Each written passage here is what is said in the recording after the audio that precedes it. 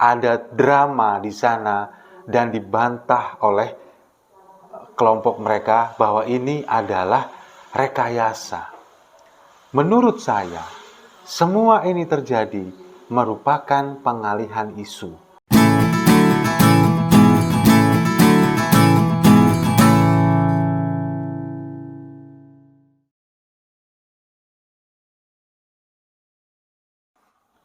Salam damai untuk Indonesia. Berjumpa lagi bersama saya, Papa Dimas.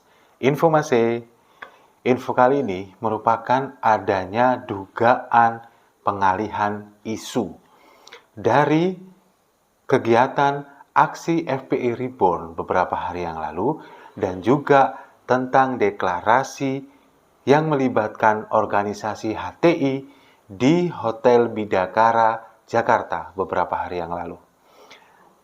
Seperti kita ketahui bersama, FPI Reborn pada hari Senin kemarin melakukan aksi dan tersebar di media sosial Twitter, saudara. Front Persaudaraan Islam yang sebelumnya bernama Front Pembela Islam menyatakan tidak terlibat dengan aksi itu, saudara, dan tidak pernah mendukung satu calon tertentu untuk Pilpres 2024. Front Persaudaraan Islam memilih fokus dalam penegakan hukum yang adil dan mendeklarasikan Anies Baswedan sebagai presiden tahun 2024. Meskipun pada akhirnya dibantah oleh kubu FPI yang menurut mereka asli. Lalu kemudian berlanjut dengan adanya dukungan atau deklarasi Anies sebagai presiden di Hotel Bidakara, Jakarta yang melibatkan pengibaran bendera HTI yang kemudian diturunkan, ada drama di sana dan dibantah oleh kelompok mereka bahwa ini adalah rekayasa. Menurut saya, semua ini terjadi merupakan pengalihan isu. Ini asumsi saya. Boleh kan berasumsi? Long Rocky Gerung aja boleh kok menuduh Ganjaris dalang di balik kejadian ini. Apalagi saya yang cuma S1 aja nunggak. Jadi, menurut saya, semua ini bisa jadi diduga kuat adalah rekayasa dari kubu pendukung Anies Baswedan sendiri. Karena apa? Yang pertama, untuk bersih-bersih, membersihkan nama Anies Baswedan, menunjukkan bahwa dia adalah orang yang anti intoleransi. Dengan mencatut nama HTI, kemudian seolah-olah menurunkan bendera mereka, seolah ingin menunjukkan bahwa Anies ini adalah orang yang toleran. Nah, padahal kalau kita ambil secara logika, berpikir waras, mana mungkin HTI yang pro khilafah akan mendorong Anies sebagai presiden? Harusnya Anies dimajukan sebagai khalifah, bukan presiden. Jadi ini dari konsep awal aja udah salah gitu loh. Nah, kemudian ini dalam rangka pengalihan isu apa sebetulnya? Ini adalah pengalihan isu dari bergulirnya balap listrik Formula E, terutama masalah sirkuit.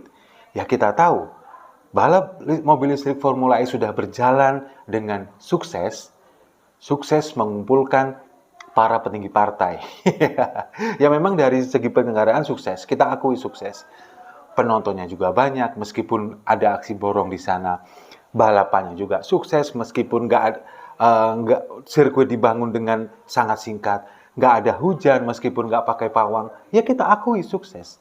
Tapi pasca gelaran, nasib sirkuitnya, orang kan pasti akan bertanya, nanti setelah ini mau diapain sirkuit ini? Nah, ini yang berusaha dialihkan isunya dengan membawa isu intoleransi ini.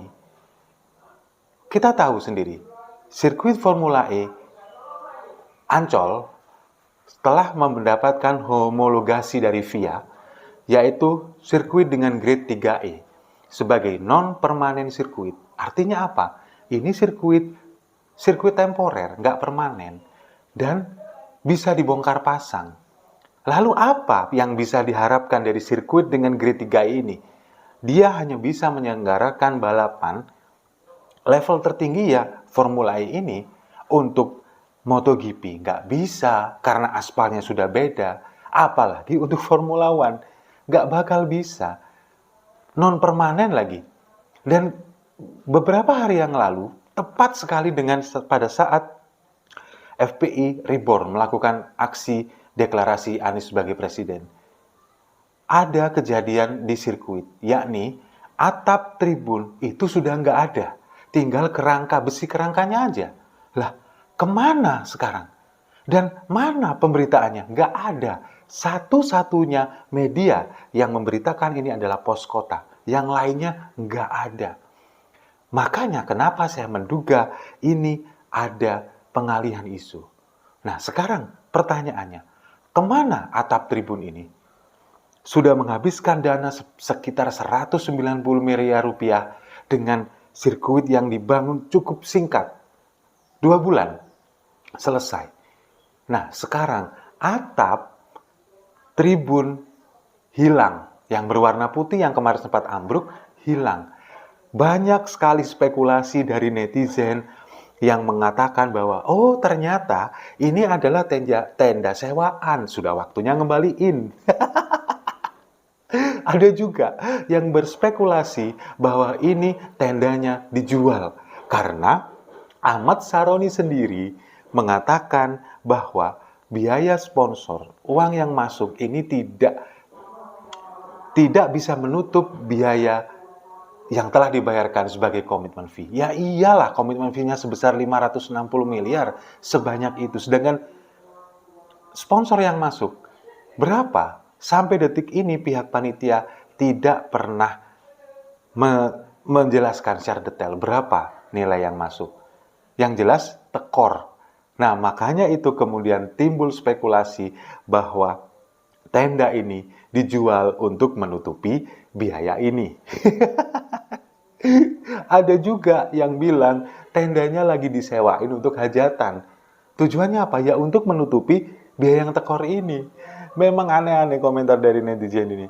Tapi yang jelas, ini memang sepertinya sengaja ditutupi. Bahkan Pos Kota pun memberitakan ini, ya hanya sekedar memberitakan, tidak ada konfirmasi dari pihak panitia, dari penyelenggara yang berkompeten untuk menjawab ini. Tidak ada sama sekali. Jadi seolah-olah memang sengaja untuk dikaburkan begitu. Tujuannya apa? Tujuannya ya untuk menyenangkan hati para pemuja dan pendukung Anies Baswedan. Jadi yang ditancapkan di otak mereka cukup bahwa gelaran Formula E sukses. Selesai. Sudah, mereka akan membawa itu sampai mati mereka. Sampai ke bawah mimpi, oh Formula E sukses.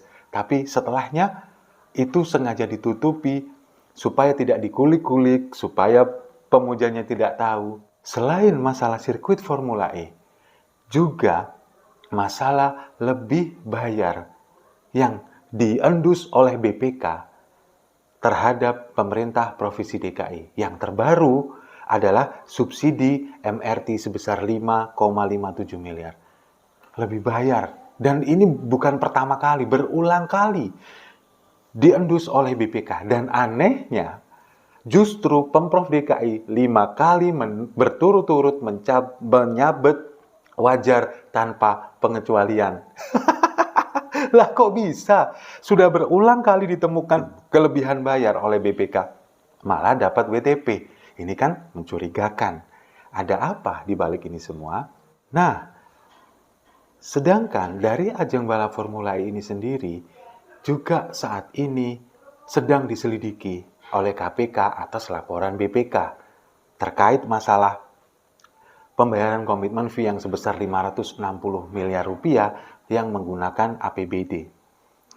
Jadi, KPK ini masih terus melakukan pengendusan, pengumpulan barang bukti, kemudian penyelidikan.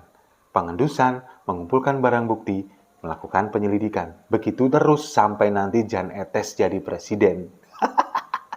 Soalnya sampai sekarang belum ada progresnya. Sudah sampai mana penanganan kasus Formula E ini? Nah, jadi kemudian setelah Formula E ini selesai dikerjakan, muncul lagi dari fraksi PDI Perjuangan untuk mencuatkan lagi interpelasi terhadap Anies Baswedan penggunaan anggaran atau uang rakyat sebesar 560 miliar ini masih terus digaungkan. Meskipun balapannya sudah sukses dan didukung banyak pihak, proses interpelasi ini harus terus dilakukan. Itu yang terus digaungkan. Nah, kita tunggu saja bagaimana kelanjutannya ini, dan kita juga menunggu seperti apa progresnya untuk Pilpres 2024, kemudian bagaimana KPK melanjutkan penyelidikan ini, bagaimana juga DPRD DKI untuk terus menggaungkan interpelasi terhadap Anies Baswedan. Kita tunggu sambil minum kopi sama-sama.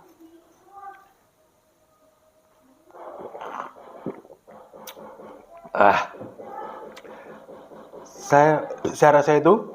Terima kasih sudah menyimak. Jangan lupa like, komen, dan subscribe. Salam damai untuk Indonesia.